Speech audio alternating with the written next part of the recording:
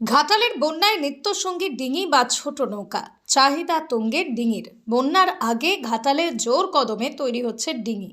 প্রত্যেক বাড়ির উঠোনে রাখা হয়েছে বন্যায় ব্যবহৃত আর এক জলযান। বন্যায় খবরের শিরোনামে থাকে পশ্চিম মেদিনীপুর জেলার ঘাটাল। টানা বৃষ্টি ও জলাধার থেকে জল ছাড়ার ফলে প্লাবিত হয় ঘাটালের বিস্তীর্ণ এলাকা।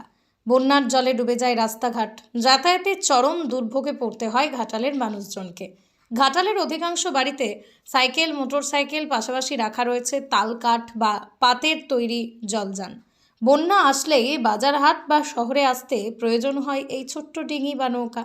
প্রশাসনের পক্ষ থেকে ঘাটালের বিভিন্ন এলাকায় সরকারি নৌকার ব্যবস্থা থাকলেও তা খুব সীমিত।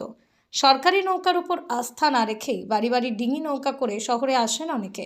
এদিকে শুরু হয়েছে বৃষ্টিপাত, আবারও আতঙ্কের দিন গুনছেন ঘাটালের মানুষজন। তাই আগাম বন্যার জলযান প্রস্তুত করে নিচ্ছেন অনেকেই। অনেকের বাড়ির উঠোনের সামনেই রেখেছেন ডিঙি ও নৌকাগুলো। ডিঙি সাধারণত হয়ে থাকে তালকাঠের তৈরি ডিঙি 8 থেকে 10 বছর চললেও পরে তা আরও ব্যবহার করা যায় না। তাই পাতের তৈরি ডিঙি তৈরি করেছেন অনেকেই। ঘাটালের কোথাও 13,000 টাকা জোড়া, আবার কোথাও 15,000 টাকা জোড়া বিক্রি হচ্ছে ডিঙি। বর্তমানে ডিঙির চাহিদা তুঙ্গে, জোর কদমে তৈরি হচ্ছে ডিঙি।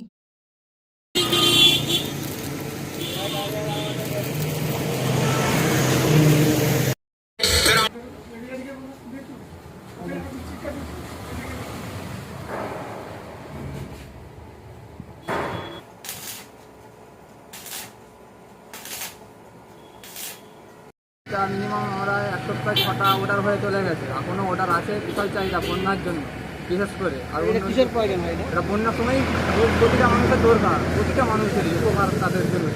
আর ওই কারণেই বানাচ্ছে, তৈরি দিচ্ছে এবং অর্ডার করছে। প্রতিটা মানুষেরই দরকার, প্রতিটা ঘরেই লাগবেই অবশ্যই। কীরকম খরচা হয়? মিনিমাম আমাদের 13,000 টাকা পড়বে জোড়া পার পিস। কিসের তৈরি এটা? সিটের, জিআই সিট।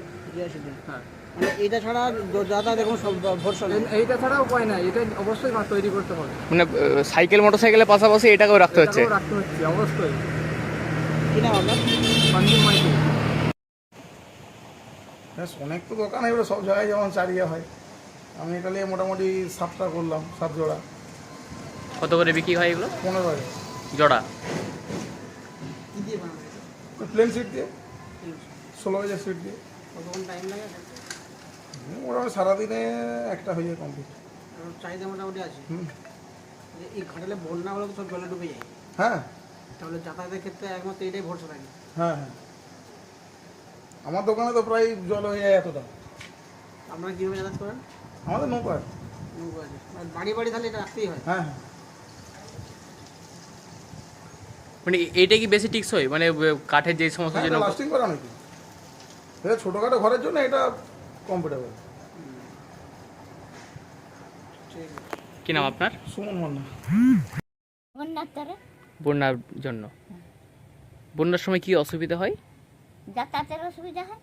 তখন কিভাবে যান? ওই তো ডোঙাই করে। ডোঙাই করে যেতে হয়? হ্যাঁ। মানে সমস্ত বাড়িতে তাহলে ডোঙা রয়েছে? হ্যাঁ হ্যাঁ। এবারে এলো কি কাঠের ডোঙা? না, তাল গাছে। তাল কাঠের। এখন তো আবার ওই স্টিলের তো নৌকো বেরিয়েছে যেগুলো। বেরিয়েছে, যারা করছে। না, আপনাদের তাহলে বাড়ি বাড়ি এরকম কাঠের নৌকোই রয়েছে? হ্যাঁ, তাল গাছে। মানে এইভাবে কি এই নৌকোই করে যাতায়াত করেন, ডিঙিতে করে? হ্যাঁ। এখন কিভাবে রাখছেন ডিঙিকে? ওই তো জলে ডুবানো হচ্ছে। মানে জল বেড়ে গেলেই আবার ডিঙি হবে, তুলে সাঁজুড়ে যাওয়া হবে। কি নাম আপনার? আমার নাম গঙ্গা।